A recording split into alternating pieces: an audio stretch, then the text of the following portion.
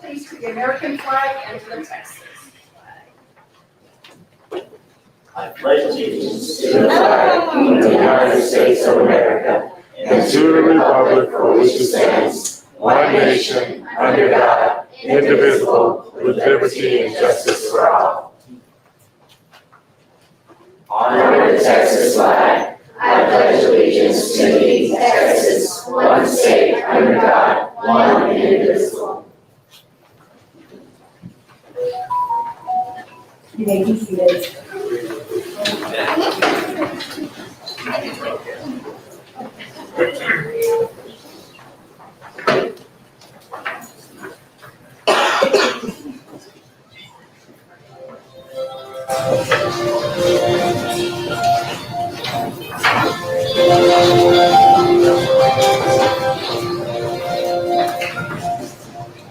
Tomorrow all the things were gone, I worked for all my life, and I had to start again, with just my children and my wife.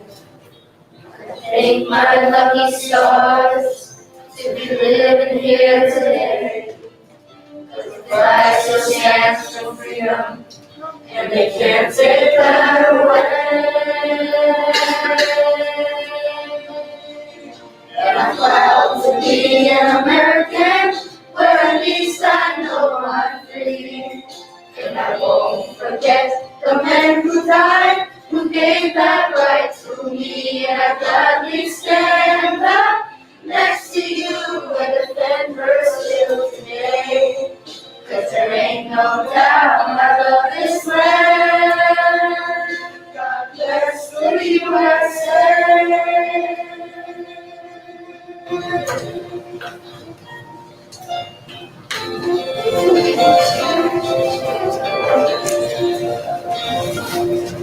From the lakes of Minnesota to the hills of Tennessee, across the plains of Texas, from sea to shining sea, from Detroit down to Houston, and New York to LA.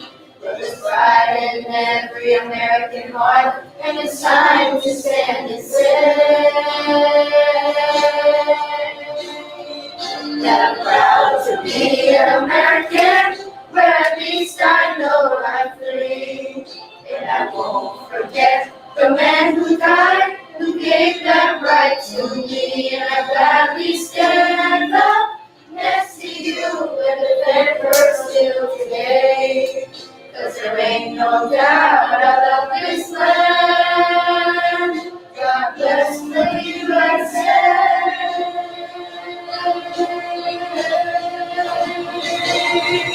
And I'm proud to be an American, where at least I know I'm free.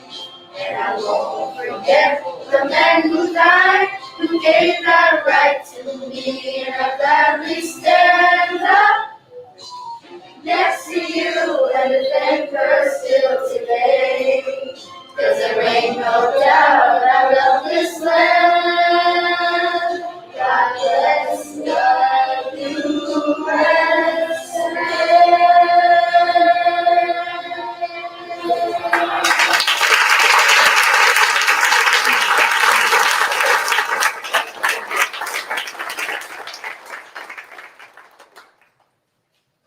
Parents, please stand up and be recognized. Thank you so much for all of your support. Our children sounded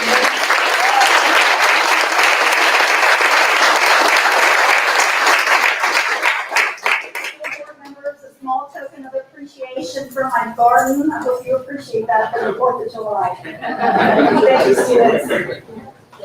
Thank you all so Good much. job, guys. Been quite a few of these, and this is one that I'm gonna leave for a while, I'm sure, so that's a great job. Great job. Thank you all so much. All right, with that, we'll move on to item 4, awards and recognition. Mr. Scott? Sir, Mr. Massengill, trustees, we've got a student and we have several employees that we want to recognize this evening for several fantastic accomplishments, to include exemplifying many of the values that we uphold here in the school district. Ms. Lois?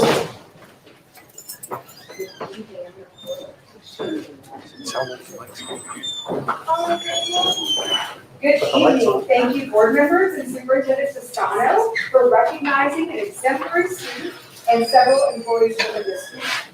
First, I'd like to introduce and call to the front Gabby Maya.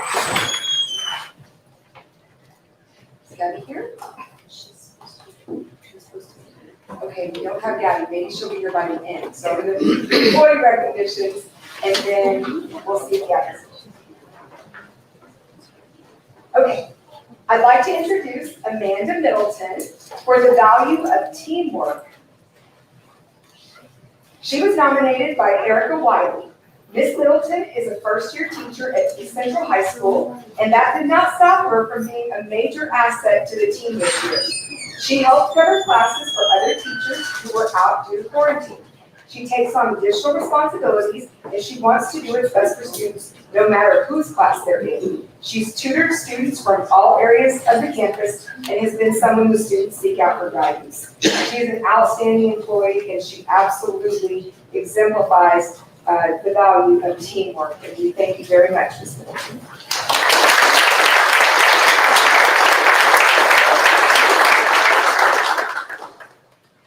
Next, we'd like to recognize Mr. Michael Wesley from our technology department.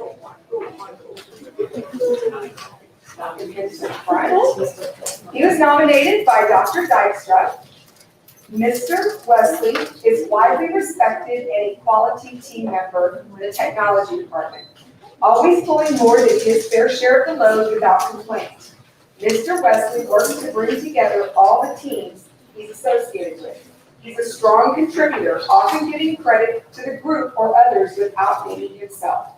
Mr. Wesley regularly volunteers to work outside of school hours when an issue threatens to bring down parts of the network this staff needs in order to work. He's a shining example of a staff member that absolutely always puts students and teachers first. Thank you, Mr. Wesley.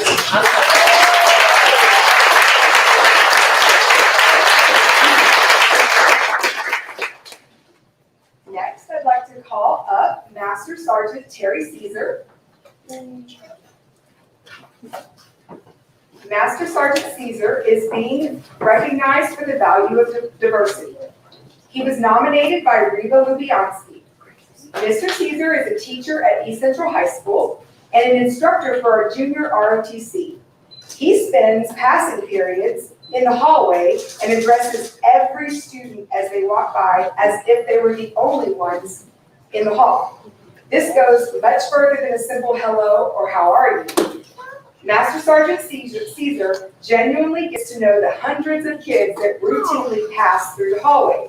He gets to know their names, their girlfriend or boyfriend's names, their favorite band's names, everything about them. He does this for all students, whether or not they ever set foot in his classroom. And for that, we appreciate you, Master Sergeant Caesar. Thank you.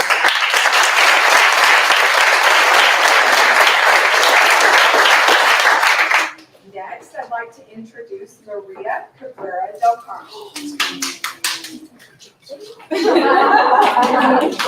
Ms. Del Carmen is being recognized for the value of diversity. She was nominated by Ms. Joette Barnes. Ms. Cabrera is a teacher at Oakcrest Elementary and is the queen of diversity at her campus. She's passionate about creating opportunities for all students to learn about each other's cultures. She's helped to organize 2 events at Oakcrest this year, which included the Bilingual Olympics and Oakcrest Around the World. Both events were a hit with students. We thank you very much, Ms. Carmen.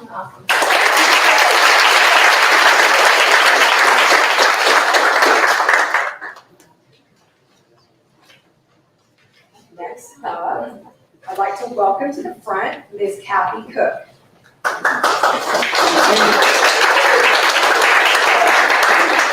Ms. Cook is being recognized for the value of teamwork. She was nominated by Mary Alice Gomez. Ms. Cook is an academic dean at Heritage Middle School. She took on additional responsibilities as Heritage's campus testing coordinator, along with her regular, already massive duties, right, to assist the team through STAR and EOC testing. She worked with Heritage's grade level leads to plan review sessions for the non-testers and provided the school's admin team with clear direction and expectations during testing. She always remained calm and helped the team remain strong. She exemplifies team before self. Thank you, Ms. Cook.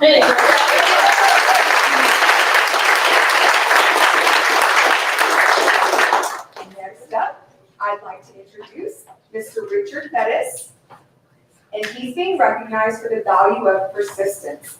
He was nominated by Patricia Merlos. Mr. Perez is a teacher at Salado Elementary School, and he's gone above and beyond the call of duty by not allowing COVID or the necessary safety protocols to prevent him from continuing the run club at Salado. Salado Patriots Run Club participated in various city run competitions, and the Patriots became recognized runners in San Antonio as students placed in many of the events. The Run Club included all grade levels at Salado. In addition, Mr. Perez organized an elementary event at Tradition Elementary where the Patriots competed against other East Central schools in running competitions. Thank you, Mr. Pettis, for persisting in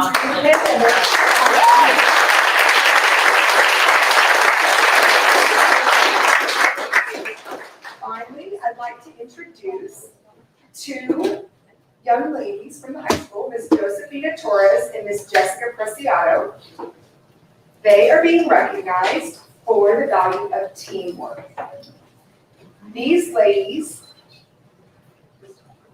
consistently support sponsors and teachers with campus needs during extracurricular activities of every type at every time of day. While this exceptionalism is their everyday standard operating procedure, they truly shone during the prom preparations. They had a solution to every situation that arose, and they did so with such kindness and graceful professionalism that the entire preparation team gained confidence that the prom would be a success and found joy in the collaborative efforts of a large undertaking after a very long and challenging school year. Their diligence and persistence in making every necessary element present and possible was an inspiration to many that day, and as they worked to fill need after need, and we very much appreciate all of that.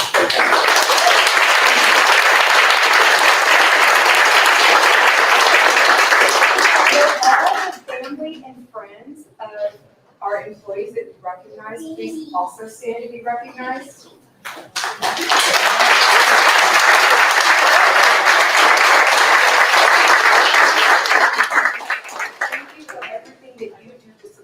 Us, those of us that work with the district of public education, we know it's not easy, and we thank you. Did Gabby Maya ever make it? No, Gabby? Okay, I'm sorry.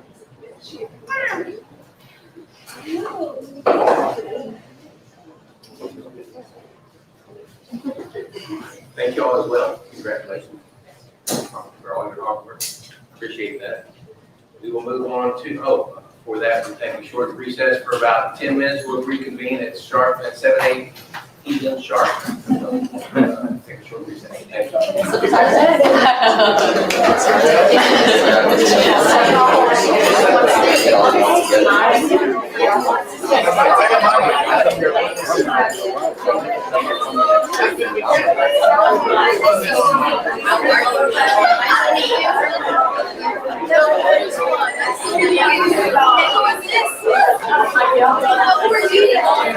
you.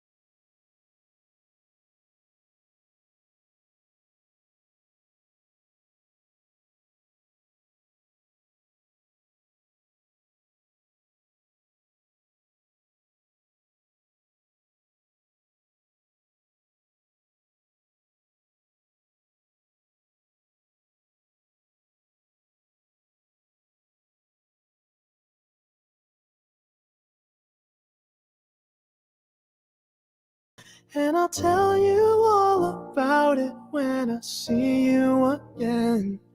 We've come a long way from where we began. Oh, I'll tell you all about it when I see you again. When I see you again. Damn, who knew? All the planes we flew, good things we've been through. That I'll be standing right here talking to you about another path. I know we love to hit the road and laugh, but something told me that it wouldn't last. Had to switch up, look at things different, see the bigger picture. Those were the days, hard work forever pays. Now I see you in a better place. How can we not talk about family when family's all that we got? Everything I would do, you were standing there by my side. And now you gon' be with me for the last ride. It's been a long day without you, my friend. And I'll tell you all about it when I see you again. We've come a long way from where we began. Oh, I'll tell you all about it when I see you again. When I see you again.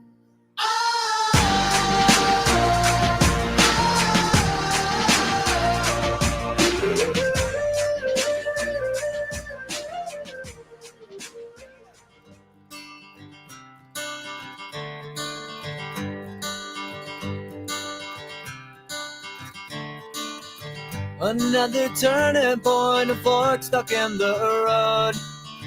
Time grabs you by the wrist, directs you where to go. So make the best of this test and don't ask why. It's not a question but a lesson learned in time. It's something unpredictable, but in the end is right.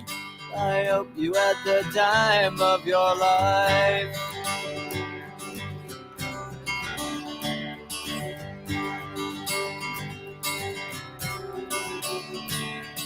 So take the photographs and still frames in your mind, hanging on a shelf in good health and good time.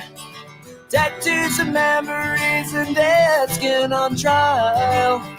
For what it's worth, it was worth all the while. It's something unpredictable, but in the end is right. I hope you had the time of your life.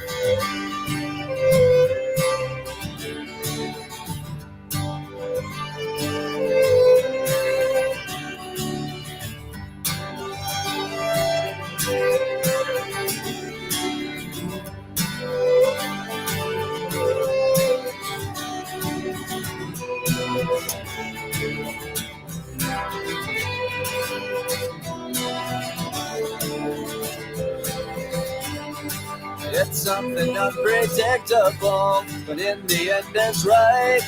I hope you had the time of your life.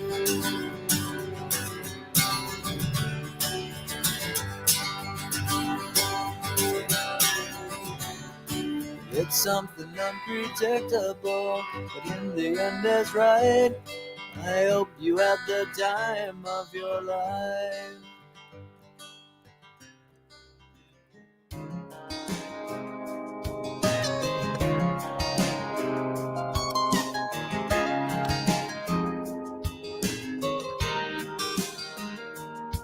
She was staring out the window of their SUV, complaining, saying, I can't wait to turn 18. She said, I'll make my own money and I'll make my own rules. Mama put the car in park out there in front of the school, and she kissed her head and said, I was just like you. You're gonna miss this. You're gonna want this back. You're gonna wish these days hadn't gone by so fast. These are some good times, so take a good look around. You may not know it now, but you're gonna miss this.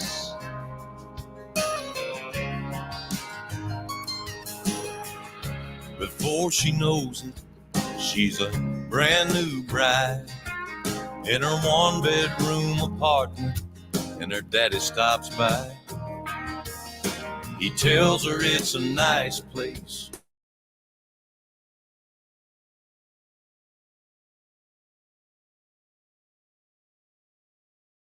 School Board.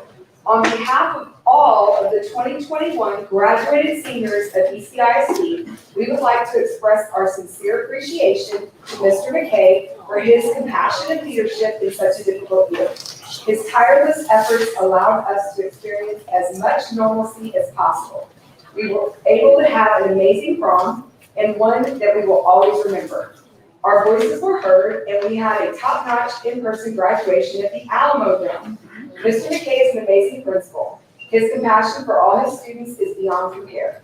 The class of 2021 will forever be grateful to have had such an amazing person lead us this year. Once a Hornet, always a Hornet. Thank you, Mr. McKay, class of EC 2021. Woo!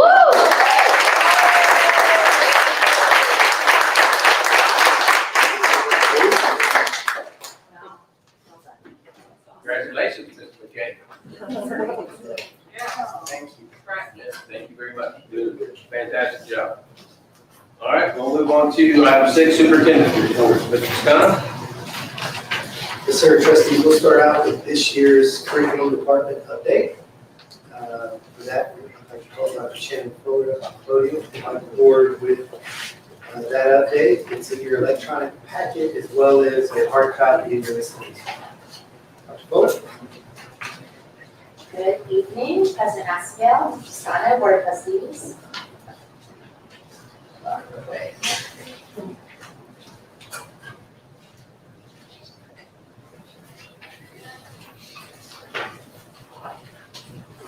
right, we're in business.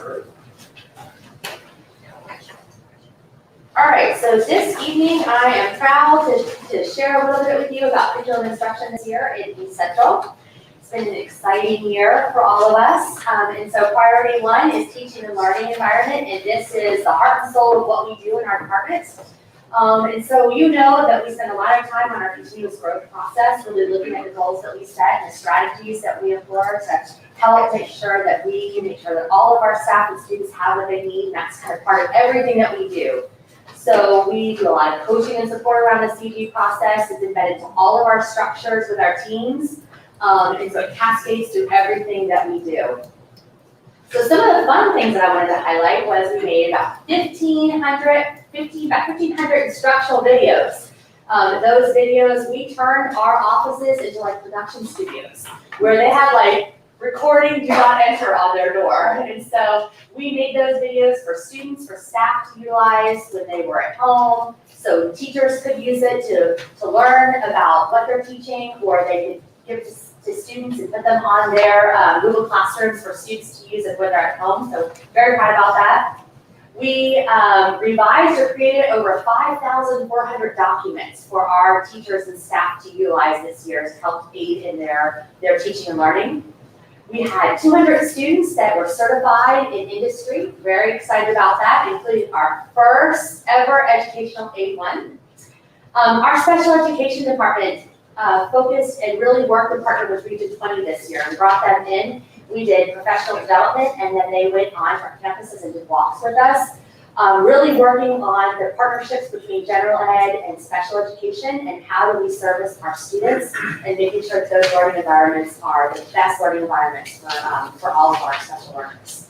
Our summer programs is in full swing right now. We have a grand total of 1,896 students. That's the most students we have ever had. We had a huge outpouring of response for students who really wanted to come back to school and to engage in our programs this summer. So it has been very exciting and a lot of students. So very proud about that. Priority 2 is all about high-performing and engaged workplace. Our department has a high level of staff retention. We really focus on coaching sessions to help our staff with language so that when we interact with each other and campus staff, we are hopefully positive and supportive so that we have very good experiences. We do rounding, and you've heard about rounding, but we really talk about re-engaging our staff. And so we want to find out from them what's working well, what's not working well, what can we do to support you. And so we really make sure that we intentionally round and meet with individual staff members to find out what's doing well, and then make sure that we tell them why we appreciate them being on our team and working with them and what they contribute to us. Again, a little bit more on our special education feature. We had 154 professional development sessions this year that teachers engaged in and our leaders. We had 235 live professional development sessions where teachers could get on and talk and share and collaborate together. We had over 1,000 coaching sessions where they went into classrooms and help coach and support that support. So as a total, we offered almost 1,500 PD sessions in all arrays to help support those classrooms.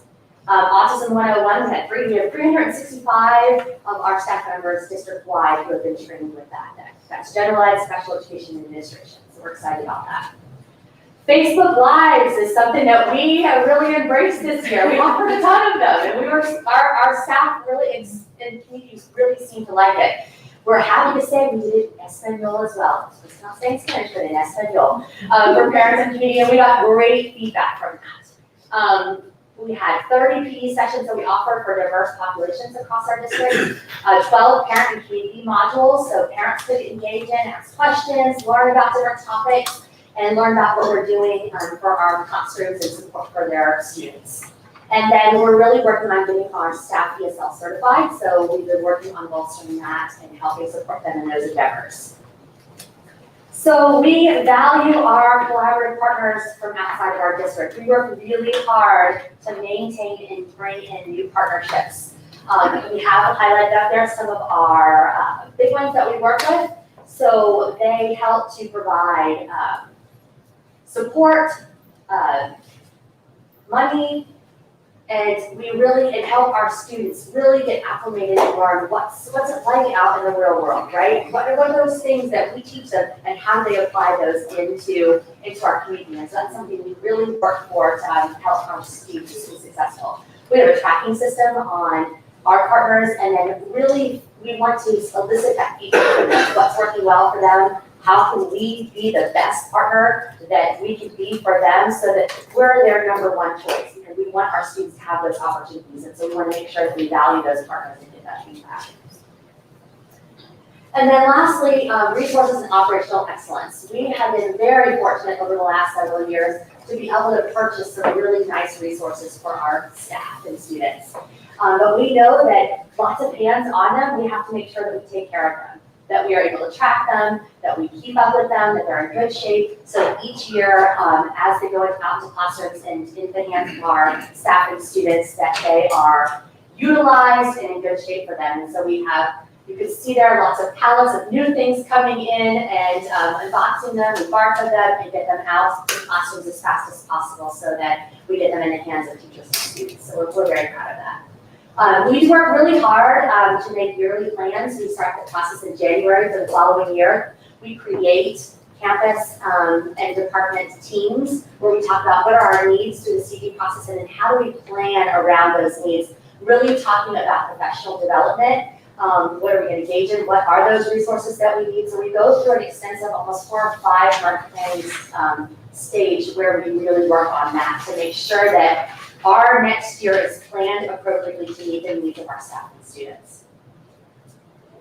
And then one thing that we wanted to really highlight was this year we've been grant writing people. And so we have written a lot of grants and we've gotten $875,000 worth of grants this year awarded to East Central. And here are some of the ones that we've been awarded. And so these are competitive grants.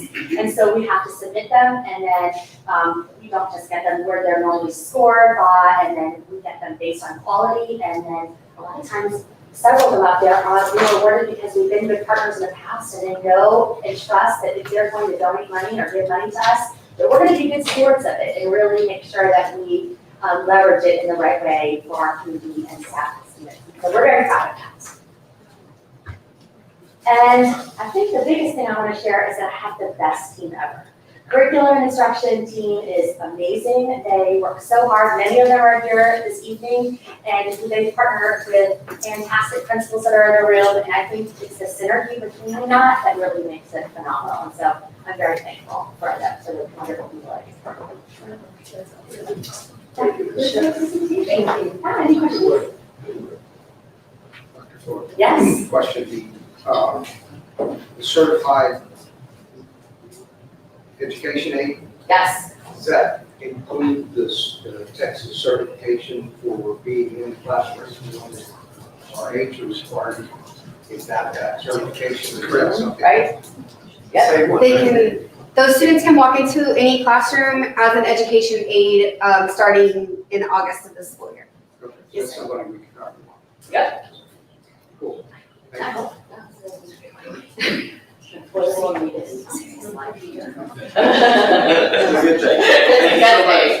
thing. Thank you. Thank you. All right.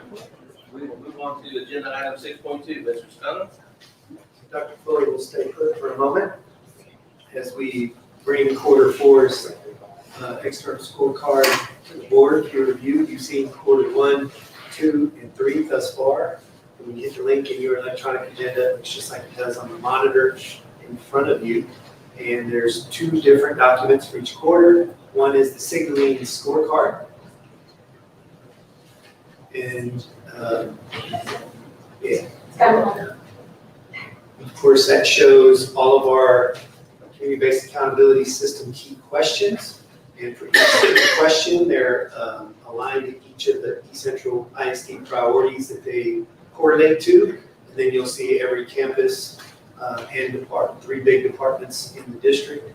And they're signaled for each quarter with respect to the degree to which they feel that they've made progress for each of those key questions. So the other document that you see in that electronic packet are big ideas. So at the end of the quarter, we have a update, a conversation with principals and department leadership, and we kind of highlight those areas where we felt like we made some substantial progress and some areas where we feel like we've got some great opportunities to continue to move the work forward. And so that document there, you see a brief summary of pros and woes, if you will, with regard to the specific areas on the community-based accountability systems framework that they want to prioritize or highlight. Anything you'd like to add, Dr. Fuller? So I would just want to add that we just concluded this morning, actually, our meetings with each individual principal. And I just want to say that, as you all know, our principals are amazing. I cannot tell you, I mean, after this year and the challenges and the opportunities that they had, each one of them came in and really was super thoughtful, very, very humble about what maybe didn't go as well as they had hoped because of the challenges that were in front of kids and families this year, but determined and relentless in what they're going to do next year to make it up. Like, what are they going to do to ensure that students make re-entry successfully and get back on track and feel welcome and comfortable in classes? They talked a lot about how are they going to re-engage. So clubs, finding students' interests, making it a place that they can engage in the things academically and socially and emotionally that they really like, so the kids want to come back to school. And so each of them have put together a super thoughtful plan that they're working very hard on right now with their teams to do that. But it's just very humbling to work with them and to see their level of dedication and how much thought and agony they put into really wanting to be the best for our students. And so I'm very grateful for that. So the 2 big things I would say that really bubbled up, or you'll see in here, is really wanting to tap into those students' interests, really create those clubs and activities that they can engage in so we can really get parents and students back into schools in a positive way. And then how are we going to show up in a way to help students with their learning gaps? And so we know that there are some significant struggles. Some students who haven't been in school since last March. Some have, but maybe intermittently. And so really putting together a thoughtful plan, both socially, emotionally, and academically, to make sure that we hit the ground running on the first day of school or even before school when they are having their welcome back events, and then be very relentless next year in helping them be successful. So I just want to give kudos to this wonderful group of principals. They look forward to these quarterly updates. Yes. I'm so excited about it. I love it. We appreciate your grace and professionalism. It's all on point. You're superheroes for sure. Any questions? We can say anything. With ask Coach. I did, I mean, it's that, so just curious. Don't put them on the spot. No, thank y'all very much, appreciate it. Thank you. All right, we'll move on to 6.3, Mr. Scott. Trustees, the district annually participates in several federal entitlement programs. And Mayor Crocus is in the room today. I'd like to publicly acknowledge her efforts in ensuring that the district maximizes the benefit of each of these federal resources, and most importantly, keeps us in compliance. Dots I's, cross T's, she's magnificent at this work, and we appreciate her a great deal. These entitlement programs, you've heard all of these, they include ESSER 3 most recently. They include IDEA, Part B, and all of our title programs. And their intention is to create or enhance or extend programs and opportunities on behalf of students in the district, faculty, and community as well. These funds must be used in a manner that they're intended by the federal government, which is where the compliance piece comes into place. We intend to submit the application by July 1st, and what we're bringing to you tonight is, into our public, is that these documents, the application is made available for public viewing, and it'll be in the superintendent's office for yourself or anyone in the community to review. Be happy to answer questions, or if you have anything to add there. No, sir.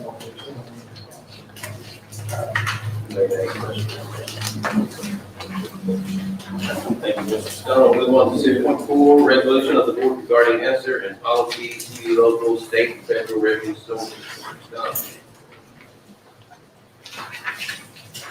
So in your electronic packet, you'll see an ESSER 3 resolution. And so there's a couple of things that come with ESSER 3. Of course, these are the dollars that flow from the federal government through our state government. And it has very specific intentions. It must be used, these funds must be used to respond to the pandemic and to address student learning loss.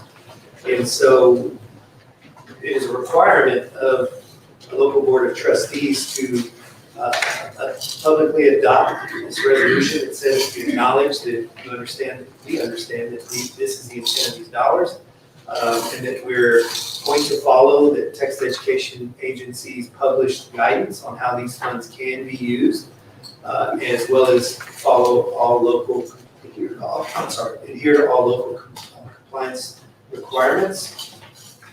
And that we will make an amendment to local policy CV local to add the language that says the district shall provide public notice of federal grant applications through an information item at a board meeting and by publishing information on the district's website, which we will be doing next week, so that we can get public feedback on our intentions for these funds.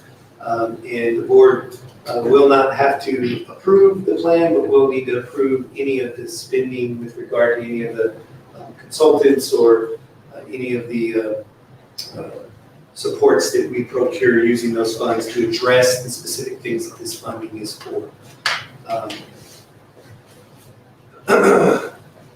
So we'll be bringing that plan to you, as well as bringing proposals for you in the upcoming months and years as we expend those dollars to address those very specific requirements.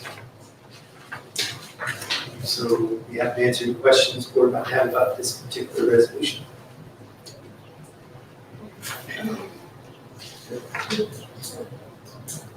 Good.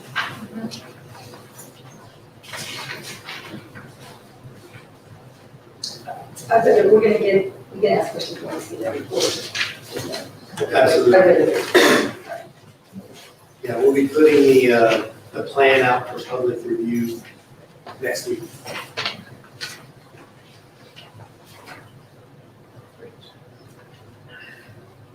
Move on to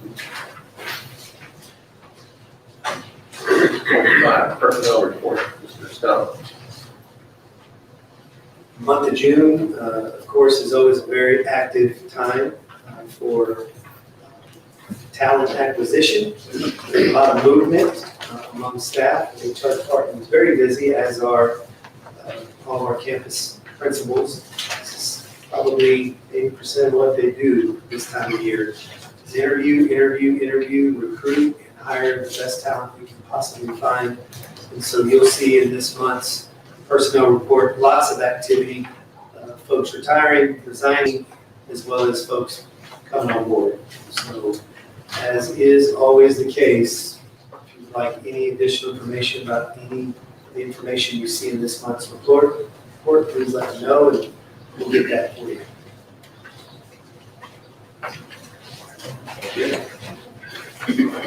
Move on to 6.6, maintenance and operations update, Mr. Stone.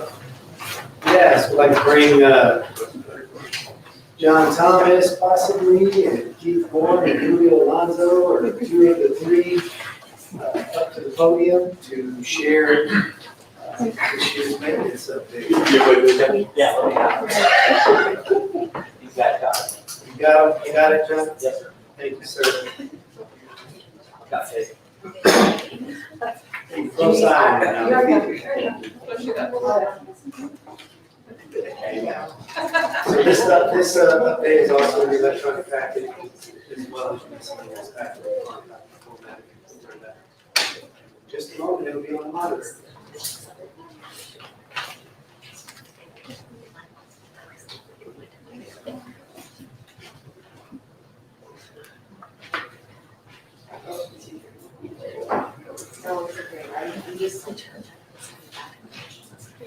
I know what I'm doing in drive, y'all. I know what I'm doing in drive.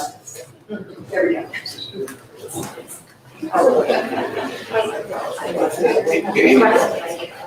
Good evening, Mr. Bassigiel, Mr. Stone, board members. Thank y'all for allowing us to come present our scorecard.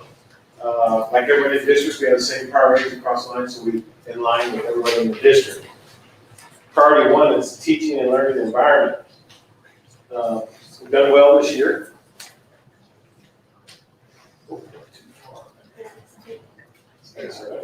Done well. We've set ourselves a goal of completing 44% of our work orders that we receive within less than 5 days. On average, we complete 198 work orders a week. It's a lot. Part of our work order program that we have to help us reach our goals is we have weekly, monthly PM work orders that print automatically through our work order system, school do. And in our PMs, we do belts, we do water softeners, we grease our equipment, filters, playground. We do monthly playground inspections on every playground at every campus. And we also do inspections in our wastewater treatment facilities. Some inspections are mandated, and some are not. Priority two, high performing and engaged workforce.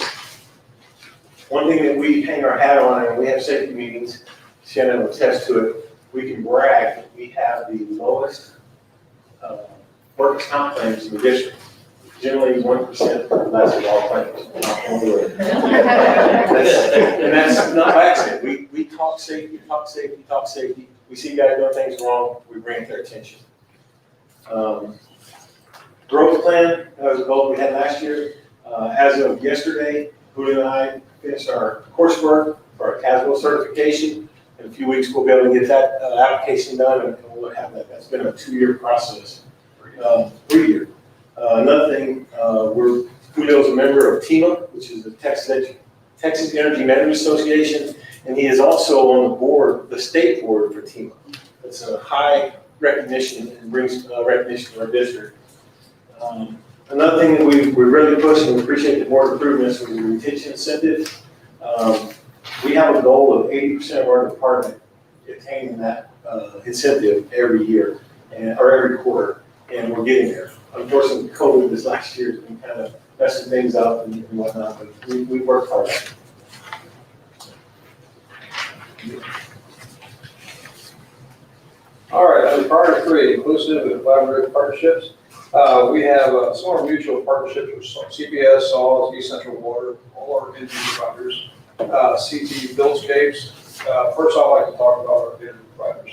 CPS has been just instrumental in providing rebates to the district. We've received $500,000 in rebates for retrofits in lighting, such as in here, exteriors of our schools. And by completing this, they allow us to get a rebate for the assistance for implementing energy program reduced standards. Normally, we get about a third, 40%, but it's been pretty good at about a third. So we're really proud of CPS for allowing us. In demand response alone, during the summer, we do demand response from June 1st through September 31st. And what we do there is we reduce usage during high demand times at no cost to the district by curtailing. During these times, the district has received $370,000 in no cost to the district. That's a big check that we will present during Christmas. Yeah, and for those of you that don't know this, but they were a big part of the district getting the VW grant. They provided all the information to me, and I passed it on to the right people. And that grant alone has allowed us, the school district, to receive 26 buses at $100,000 each. So that CPS was a big part of that. East Central Water was huge during snow. They were providing all the information to the district before SAWS could get to us. They tested our water so that kids can come back and drink it before they did anything else. I mean, they were joining us about East Central. As a matter of fact, I had a discussion over the phone with Mr. Toscano, just letting me know how things are going so that we can forecast, we can bring the kids back to school. So, I mean, they were huge instrumental for the district. Another thing we'd like to talk about is the spotlights and Tides of Pride. We like to showcase some of the things that we do for the district and for our kids. As you can see, the tennis courts, beautiful tennis courts now. And that's all for the kids. The baseball field, CT Scapes, which is one of our partnerships, they assist grounds in making sure our fields are just beautiful and safe for the playing conditions of our kids. You can see the football field. So those are the kind of things that we like to spotlight in Tides of Pride. So the community knows what we're doing for our kids. So we're proud of that. Next is our priority 4, resources and operational excellence. Key to box, buy board and school dues, some of the things I'd like to talk about. Key to box, well, let's start with school dues, because that's first on the list, but when that didn't show up. I don't know what happened here. It's not up there. So school dues is a work order system that we use, okay? That helps us track the work orders, how quickly we get them out. Keep discussed earlier, lessons on how many we complete, and I'll go into more detail next slide. But it also, we with school do, we put in a preventive program, which automatically spits out monthly, 3 months, 6 months, whatever is needed to change filters, make sure septic systems are working properly, make sure chemicals are in there, so it's automatically.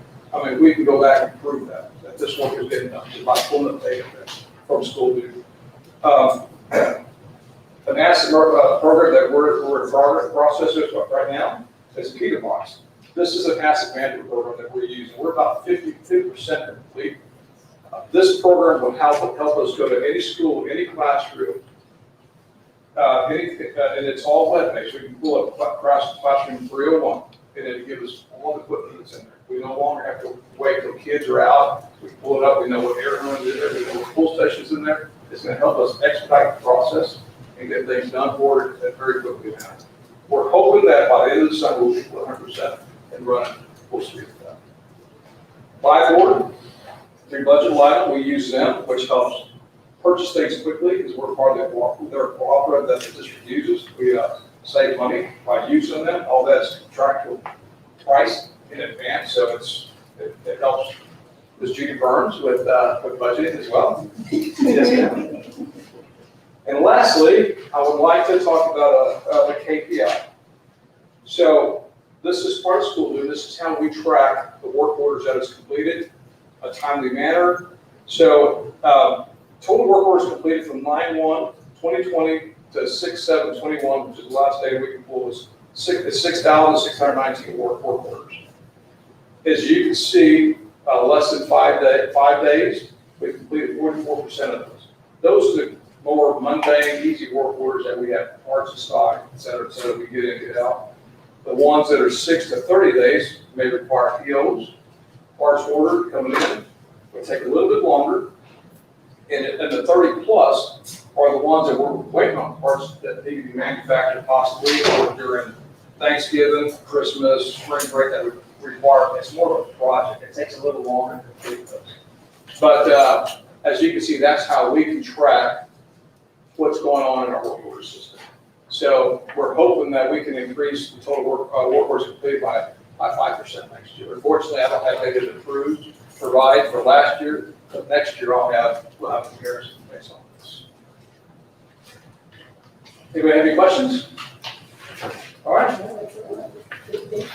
Yes, sir. It's not specifically about the report that you've given us tonight. Okay. But can you tell me a little bit about where we are in planning for the next super duper freeze or brownouts during the summer so that we're not incapacitated by those?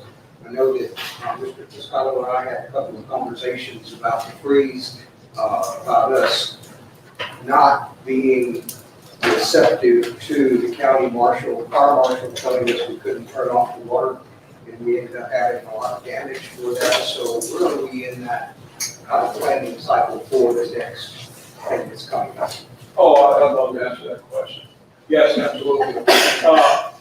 First of all, I'd like to thank our team because we did a phenomenal job as far as I was concerned being proactive. Had we not been as proactive as we were going into this freeze, our district would have sustained a lot more damage. Next, I'll answer your question. So we've learned from this. Some of the backflow devices, we missed some of those. Now we know we got to protect those even further to keep them freezing. Because those are exposed to the weather, and as you know, you need to have a backflow or have to run.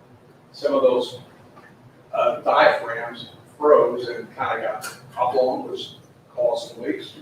Luckily, we replaced them all by now. But yes, we'll do a better job of being more proactive and covering these pieces of devices and things to help hopefully mitigate any further damage that the school could have sustained. One thing we did do on the backflow devices, because we were out, like Guido said, we were being as proactive as we could. We used all the installation we had.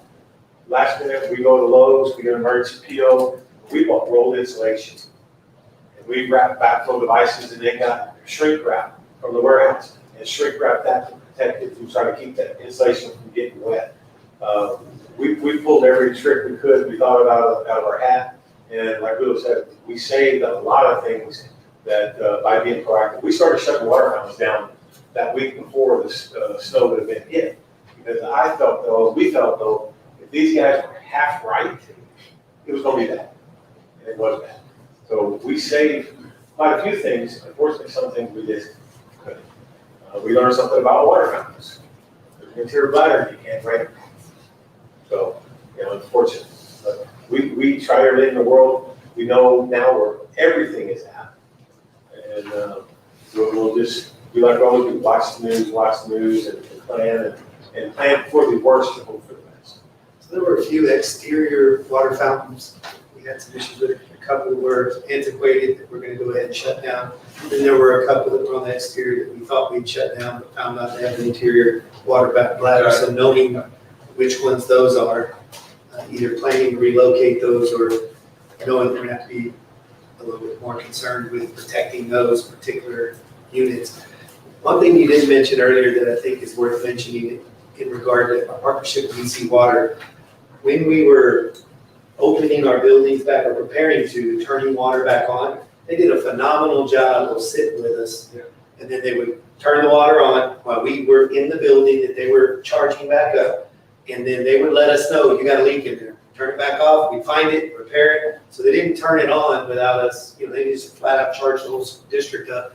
And then we had leaks in the walls we didn't know about. So that kind of thing really helped us tremendously. A lot of districts got their water charged back on and they didn't have that kind of partnership and experienced significant flooding. But the other thing though, I think Mr. Brown was referring to is, a lot of districts, more so than we experienced, but we did experience in the ag barn, some of those sprinkler heads popping.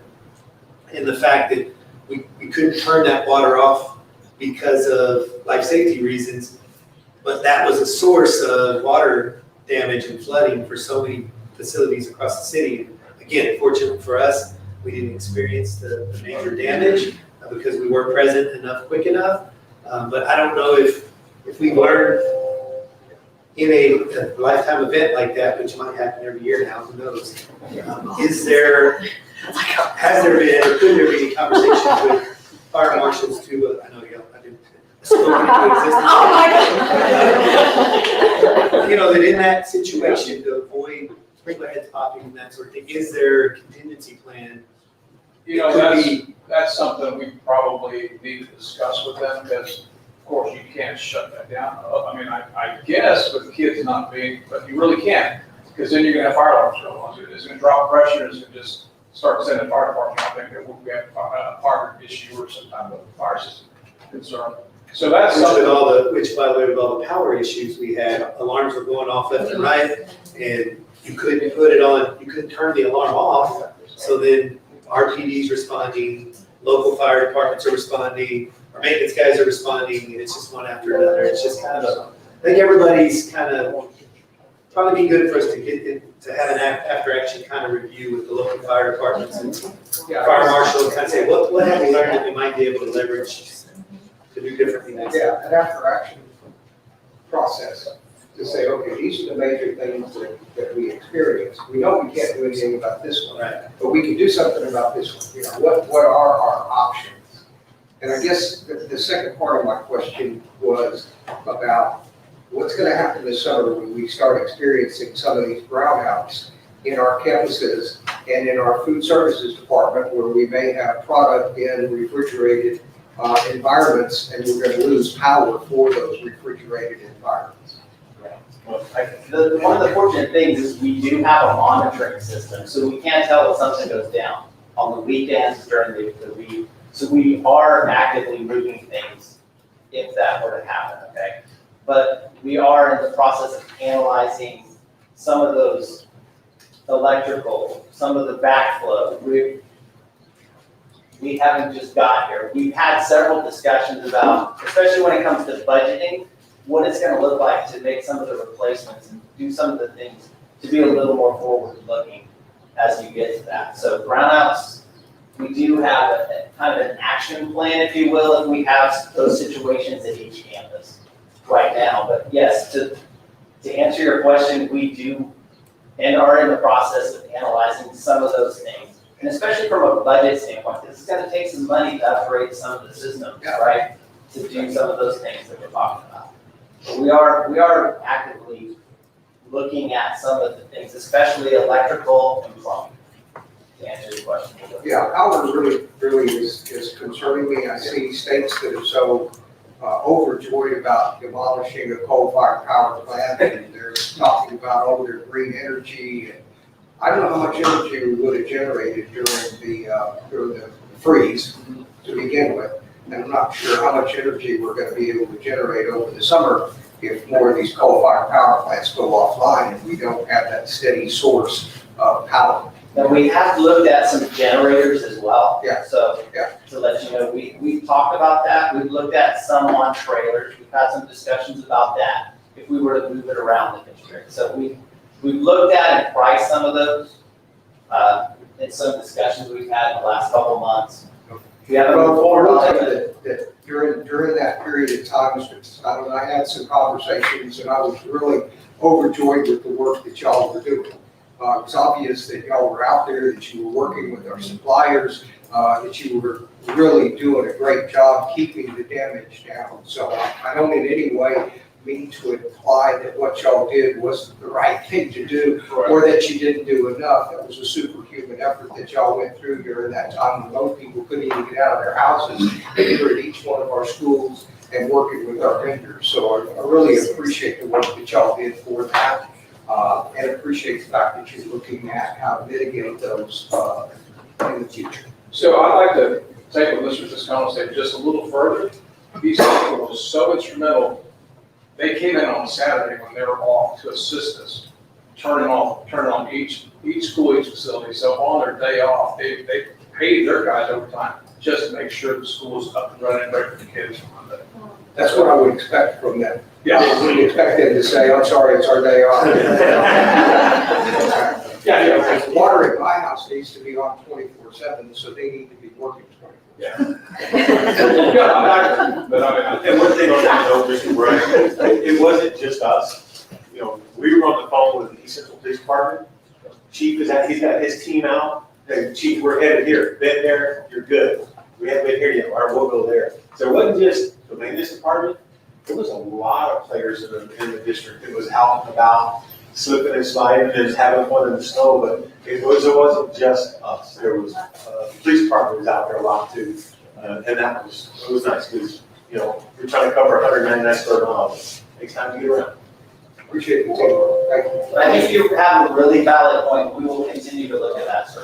I just had a quick question in terms of it being summer. What is the reduction in product? Do y'all try to get stuff out and not be so much on hand, or do you? Talking about the child nutrition Yeah, part of the child nutrition part. Do y'all Yes, ma'am. try to, you know? Yes, y'all we work, you focused know? this last year on really reducing the inventory.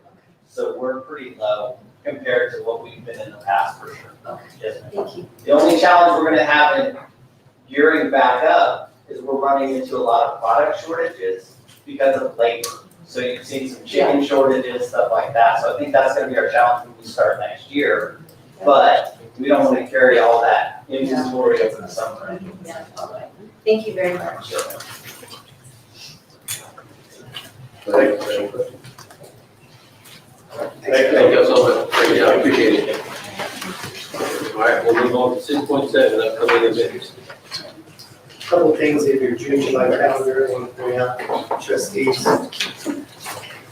First of which is that the Facility Studies Committee will be reconvened on the 30th. Here in the boardroom, it will be the subgroup with representatives from each of the 4 committees. They'll be finalizing a draft with recommendations for the board to consider in July.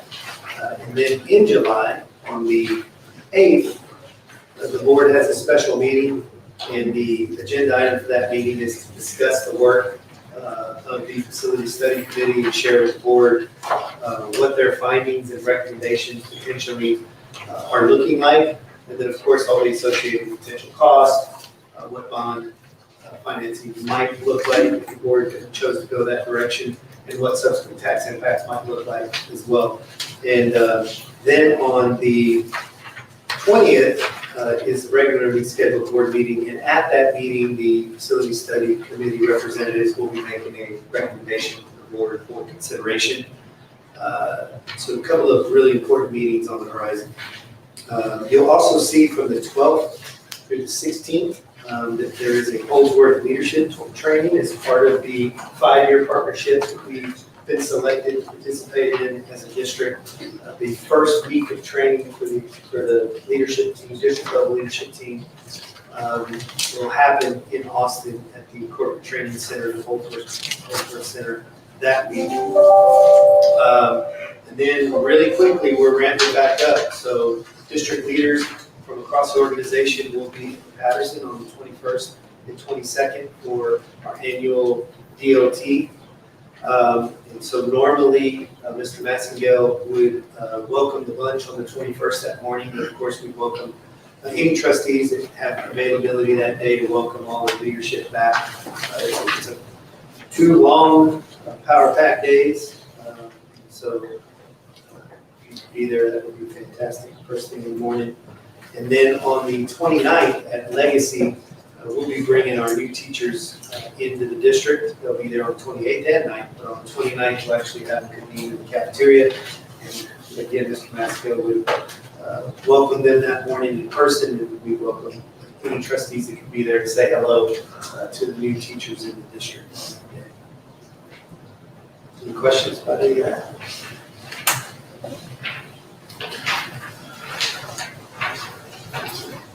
Okay, all right, move on to 6.8, board policy update 117. Yes, sir, this is the first reading of board policy update 117. You have a hard copy of the explanatory notes where you see a quick summary of each of the policies to be recommended for update as part of 117. It's typically where you go glance at any of those that you might have questions about or would like more information. You can reach out to me and we'll get that for you. But also you have some tools in your electronic packet that also include a local policy comparison as well as an update packet. So just a couple of other documents there that if you want to drill into any of these particular recommended updates for individual policies, you can get deeper information to hopefully give you more clarity. And again, if you'd like additional information, staff for the next month will be working on these updates to bring to you next month for consideration and possible approval.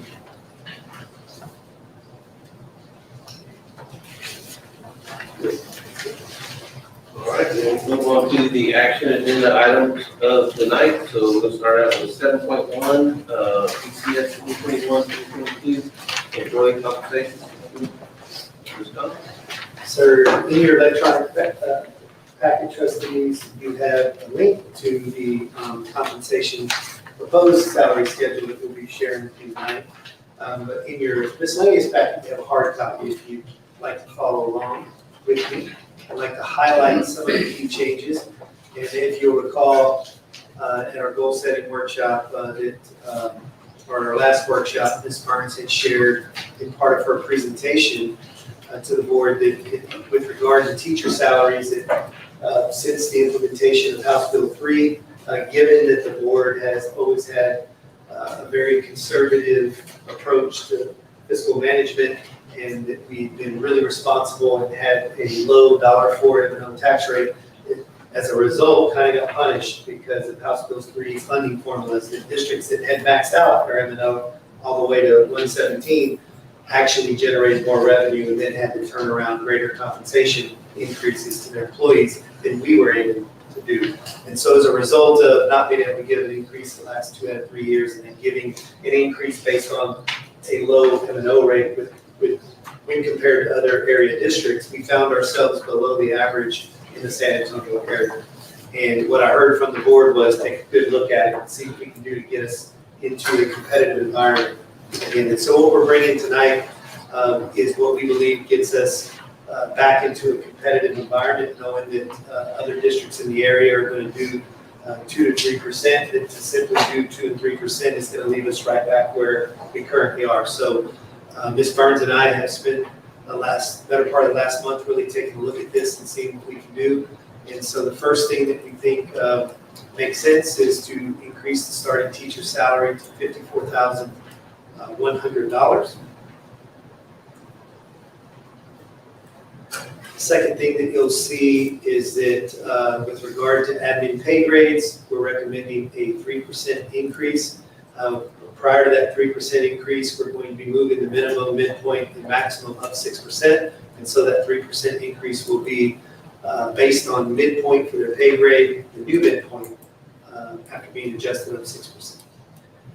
As for paras and auxiliary staff, we had a couple of things that we had to solve. And the first of which is that hourly minimum wages are going up. And Bill Miller's, for example, moved their starting minimum wage to $12 an hour. We had several entry-level pay grades in our organization that were below $11 an hour. And so we felt like we had to move the minimum, midpoint, and max up to at least $12 an hour to be competitive for entry-level positions across the district. So in doing that, we effectively moved para and auxiliary minimum, midpoint, max up 10%. And so we're recommending a 5% increase based on the new minimum, midpoint, and max, and that takes our entry level, again, positions to a minimum of $12 an hour, making us competitive there. You'll also notice that We are recommending for our auxiliary employees who, when you're on school holiday, it doesn't mean they're on holiday. There are 10 days though throughout the year that they do get paid holiday. We're adding one, we're adding Martin Luther King Day. It is a school holiday, but typically that's a day that our auxiliary staff would work. We're recommending to add an 11th paid holiday for our auxiliary staff on Martin Luther King Day for next year. As for teachers, we wanted to give a true 5% salary increase, and that means that includes their step increase. In the past, we would give a percentage increase, but it would include the step.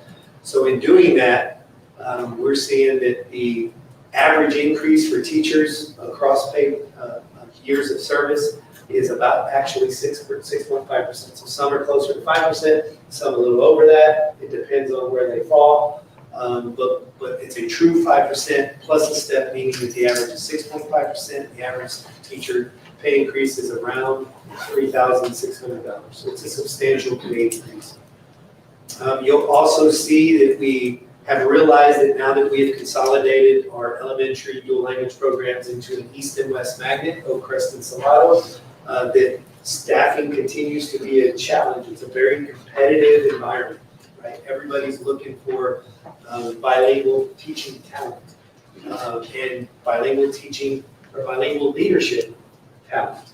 And so we've determined that our leadership positions at the dual language campuses deserve their salary, whatever associated stipends they get, but they deserve, if they're bilingual certified and they work on the bilingual campuses serving bilingual students, if we're going to offer an additional $1,000 stipend for those. So for example, we have academic facilitators at every campus in our district, but if there's an academic facilitator at Oak Crest or Salado and they're also bilingual certified, in addition to what all AFs get paid, they're going to get an additional $1,000 for being bilingual and for serving bilingual students on those campuses. And we believe that makes those a little more competitive to the market. In addition to that, we took a hard look at stipends. The majority of the stipends that we provide staff across the district are competitive, but they're moving targets. And the way the district structures stipends versus additional contract days is all over the place. And so our next TASB salary study this coming year is going to be focused on the stipend study, because we want to make sure that all of our coaches' stipends, all of our academic stipends, all of our other stipends that we offer positions across the district, that they are competitive with the market. And so we would expect to bring you really good information next year as it relates to stipends. But for this year, we're going to leave our stipends as they are. As the best that we can tell, they're competitive. And so those are the highlights. Those are the big buckets. I did, with y'all's permission, at the end of the year, had to post a Facebook Live for faculty and staff, and I highlighted many of these recommendations that we would be bringing to you tonight. We wanted staff to know before they left and consider the marketplace, that this was what the district was going to be considering to A, show our appreciation for the hard work that they did this year, and B, that we are serious about being competitive with the marketplace. And so in the next agenda item, I'm going to talk about adding 2 additional personal days for current year employees. And so I'll save that for the next agenda item, but it is related to compensation in that regard. So I'd be happy to answer any questions. And Ms. Judy, if there's anything I missed, please, or misstated, please correct me. No, you did perfect. The only thing that we had to take out that might be in your packet that's on the system is we had to take out the retire provision. Previously, we could, if we hired a retiree, we would be charged surcharges, and we could pass those on to the retiree, but they put a new law in effect that we cannot pass those surcharges on to the retiree that we hire, and those surcharges are very high. It's almost 15%, and then we have to pay surcharge on TRS. We have 3 people who are currently are retirees, and their surcharges is almost $40,000. So starting this year, we'll have to pay those. So that is in this packet, but that statute became clear after we put the electronic. So it's going to be pulled. It's been pulled out of what the board ultimately approves because it's no longer aligned with statute. So the hard copy is the correct address. Okay, so the hard copy that you have actually has is correct. Thank you. Yes. Thank you, Judy. You are. So we have to eat those costs now versus charging. So we've always had, districts have had the option to pick up the cost for surcharge, and some districts would opt to do that when, say, you're in a rural community, you have the need to teach calculus and you can't find anybody certified, but you got a retiree in the community. You would hire them and you would say, we'll pay the surcharge.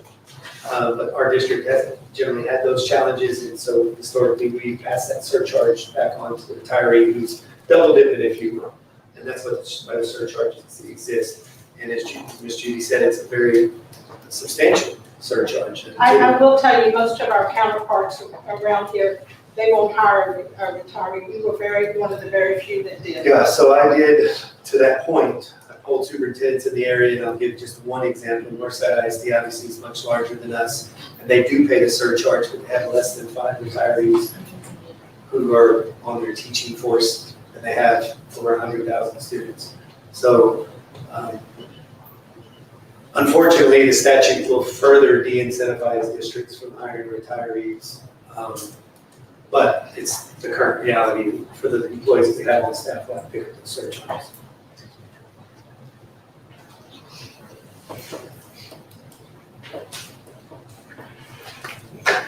Any questions? No?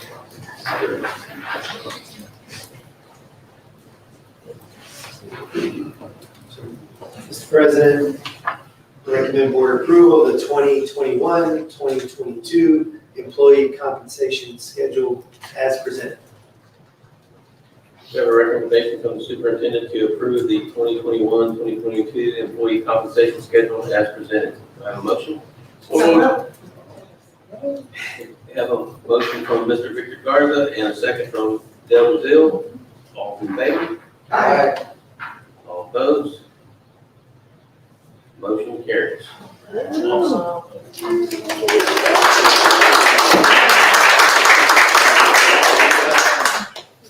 right, we will move on to 7.2 ACS one-time additional 2-day local leave for staff. Yes, sir, Mr. President. Per board policy DEC local, all employees shall earn 5 paid local leave days per school year in accordance with our administrative regulations. But due to COVID-19 and the work of employees across departments, across campuses, and across classifications, we felt like we wanted to try and do something to demonstrate our appreciation. There were many employees that had to take leave for various health reasons associated with COVID-19 throughout the year. And then there were folks like we heard earlier who were out in very difficult circumstances, making sure that our facilities were good and everybody was safe and we were able to get back in the buildings. And we haven't even talked about nurses and what they did with all of the contact tracing and weekly COVID testing and all of those things. And so, long story short, we feel like it's appropriate to offer 2 additional local leave days to every employee in the district who qualifies to earn that leave. And our only criteria is they had to be employed in the district on March 1st of 2021 and still be with the district today. And what that does is ensure that someone didn't get hired in April or May and really weren't here for the entirety or the majority of the pandemic, and then they subsequently qualify for 2 days. So we just felt like we had to set some sort of a cutoff, and we felt like March was reasonable. If someone was here from March 1 to the end of the year, they endured enough COVID to qualify for the 2 days. Now this is one time, and it is not for employees, obviously, that we've hired since March 1st. It had to be employed prior to March 1st, sorry. Prior to March 1st and still employed with us today, not hired after March 1st. I misstated that. So be happy to answer any questions about that. Okay. Gotcha. Mr. President, I recommend board approval of the 2 additional local leave days for eligible employees as presented. We have a recommendation from the superintendent to approve the 2 additional local leave days for eligible employees. Have a motion? So moved. A motion from Ms. Del Rio. Second. And a second from Claudio Barrientos. All in favor? Aye. All opposed? Motion carries. We'll move on to item 7.3, ECISD Universal Benefits Consortium Health Plan 2021-2022. Mr. Scott. Sir, trustees, as the board knows, as part of our District of Innovation, we were able to offer our employees another option for their health care this year, in addition to TRS. Through the United Benefits Consortium, we were able to put a plan together with CARE ATC and create our own self-funded employee clinic, which has been fantastic by all accounts. And what we're bringing to the board tonight in the electronic packet, if you'll follow along, Shannon Burns did a great job of creating some charts that kind of make some comparisons. But I'll hit the high points for you. The first 2 charts, the one on the left in gray, is essentially showing what our employee rates for each plan were this year.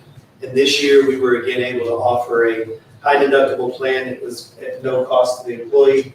It was a $350 plan with our $350 employee contribution and $0 to the employee.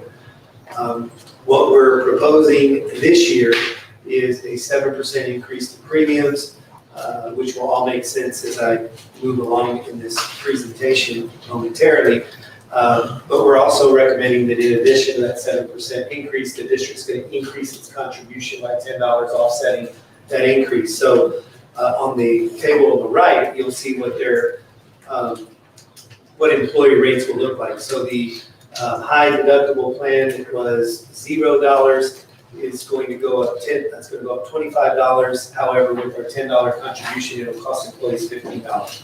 And so each plan, you can see the increase, $15, $57, $41, or $72, and then on down the line for each plan. It's a minimal increase, but the issue here is that our goal is to break even in managing our plan. Our premiums are much lower this year than they would have been with TRS, and I'll highlight that here in just a moment.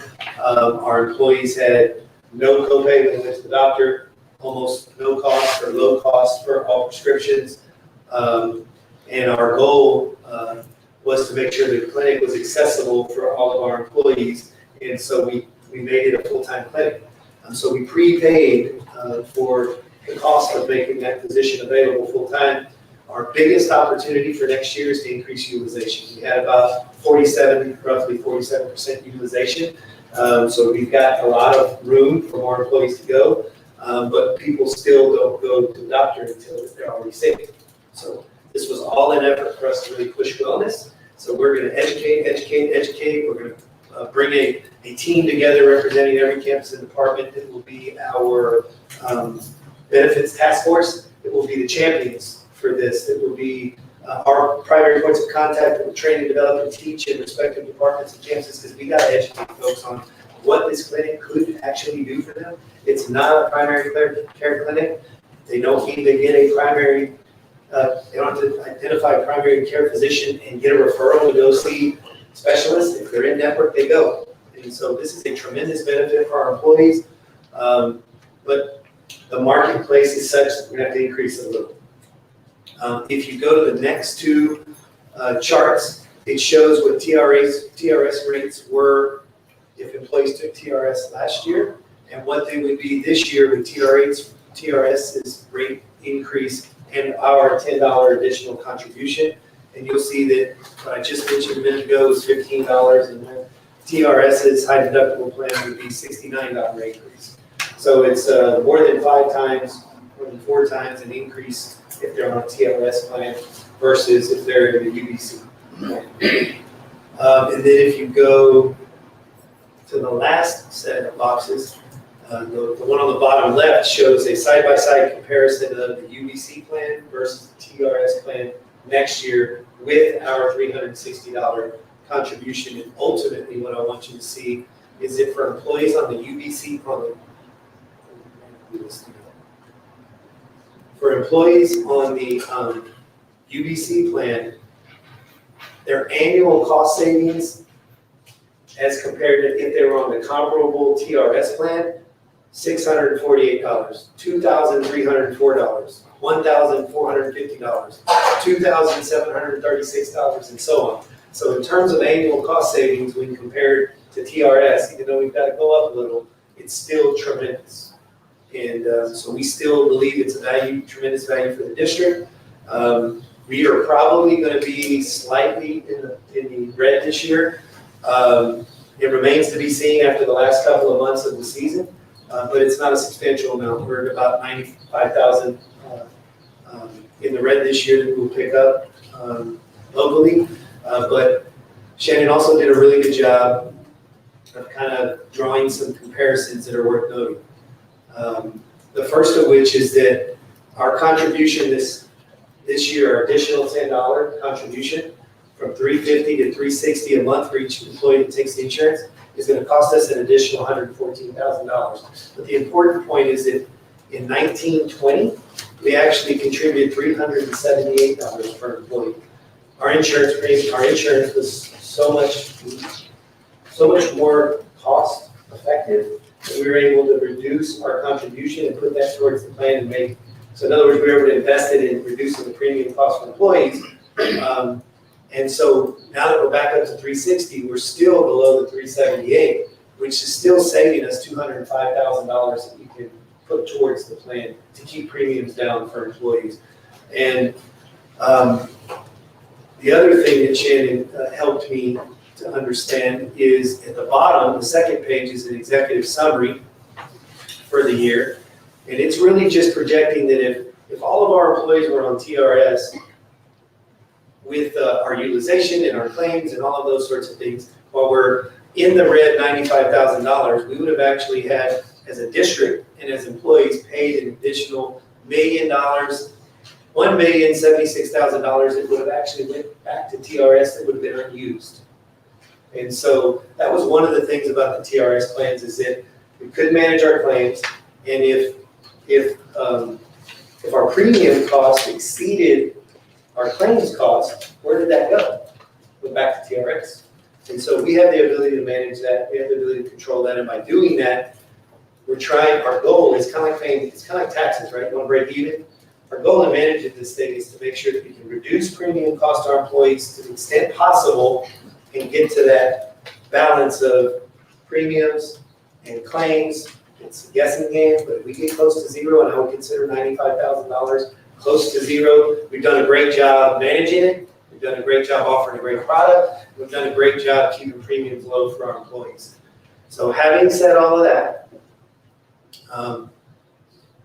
there are some new statutory requirements associated with TRS that are coming down the pipeline that now are going to say that if you choose to offer an alternative, another option for employees outside of TRS, that you can only offer that. You can no longer offer TRS, and you can't get back into TRS for 5 years. I think this TRS has taken a hit with the number of districts that have been able to do a better job for their employees. And so all I can say is we'll manage it next year. We'll see how it goes. If it continues to trend positive, early signs are is that we're going to say we're going to go for it. And we're going to step away permanently from TRS for 5 years and manage it. But we'll have a lot better information next year. And if we can get employees to utilize 75–80% of the available utilization, I think we're going to see our claims go down and a lot healthier employees, and we'll be able to sustain this thing even more so than we currently are after year one, which was a crazy year, as we all know. So Shannon, is there anything that I did not address? No, you said it perfectly. And I don't know a whole lot about insurance, so thanks for coaching me up, I appreciate it. Thank you. Anybody have any questions? You talked about educate. I know that at my former employer, We had an incentive for completing a wellness exam. You're smiling and not. I'm smiling because we were hoping that would be one of the things we roll out this year. And because we're so close to even, we're gonna promote that, if they do it this next year, our goal is to offer a premium discount, basically additional, contributed additional amount of money to their, our contribution for those that did the wellness screening. And so our intent is to give that a go this year. And just, make sure we can afford it. That's a great way to get it Yes, sir. in front of the doctor and realize what their situation is, because they've taken that wellness, exam, what their labs look like and those kind of things. And get things in control rather than. Yep. Yes, sir.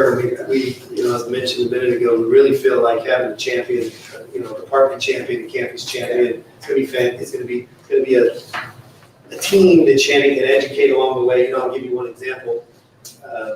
Early on with COVID testing, the clinic itself was referring folks to urgent care to go get testing because at that time there wasn't this wide distribution of COVID testing that folks were aware of. Well, it was $10,000 to the. It didn't cost the employee anything. Didn't matter where they were, it didn't cost anything.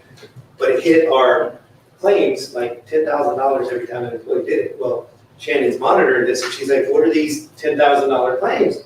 So we had to turn around and educate our staff about, yes, go get COVID tested, but you don't want to go to an urgent care because it's going to cost the plan $10,000.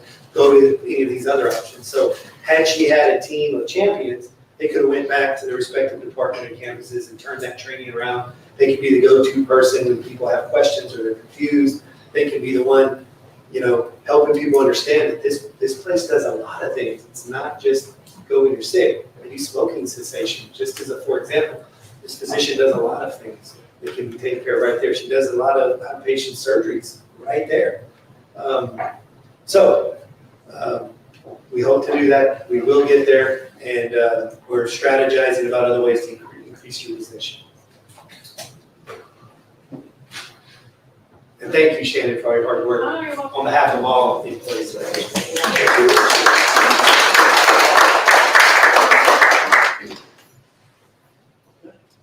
All right, Mr. President, I recommend board approval of the 2021-2022 Universal Benefits Consortium Health Plan and propose premiums as presented. We have a recommendation from the superintendent to approve the 2020-21-22 Universal Benefit Consortium Health Plan 2021. We can move proposed premiums as presented. Do I have a motion? A motion from Mr. Steve Bryant. Have a second? Second from Mrs. Delzell. All in favor? Aye. All opposed? Motion carries. So, with that, Board of Trustees on June 17, 2021, will beginning at 8:13 p.m.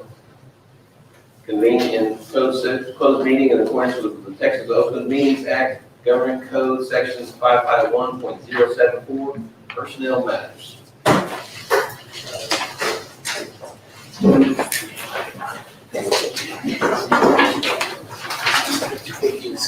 Thank you, guys.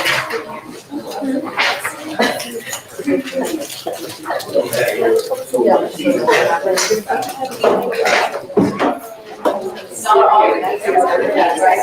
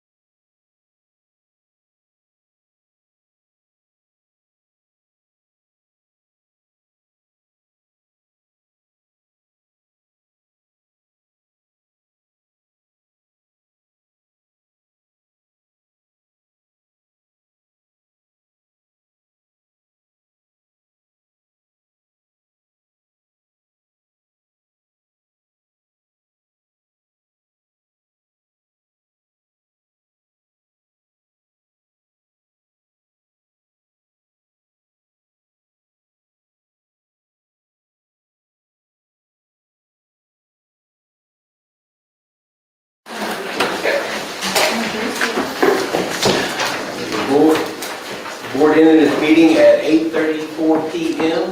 on June 17, 2021. No action was taken in the closed meeting.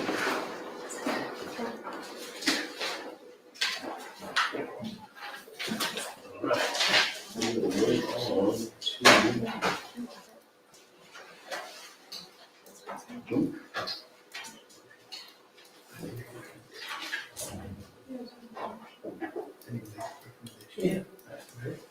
we'll move on to consideration of possible action regarding proposed midterm contract termination of employees. Mr. Scott?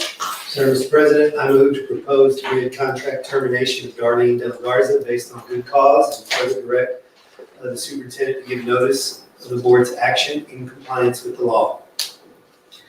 We have a recommendation from the superintendent to move to propose mid-contract termination of Darlene De La Garza based on good cause and further direct from the superintendent to give notice of the board's action in compliance with the law.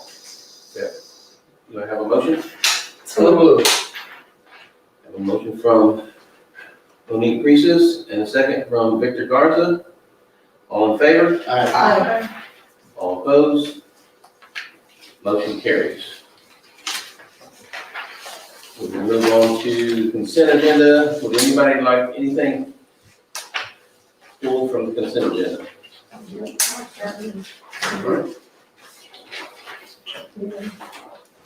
Have a motion to accept the consent agenda. Have a motion from Mr. Steve Ryan. Have a second from Monique Priestess. All in favor? Aye. All opposed? Motion carries. I have a motion to adjourn. So moved. We're adjourned via unanimous consent. Thank you all very much. Thank y'all.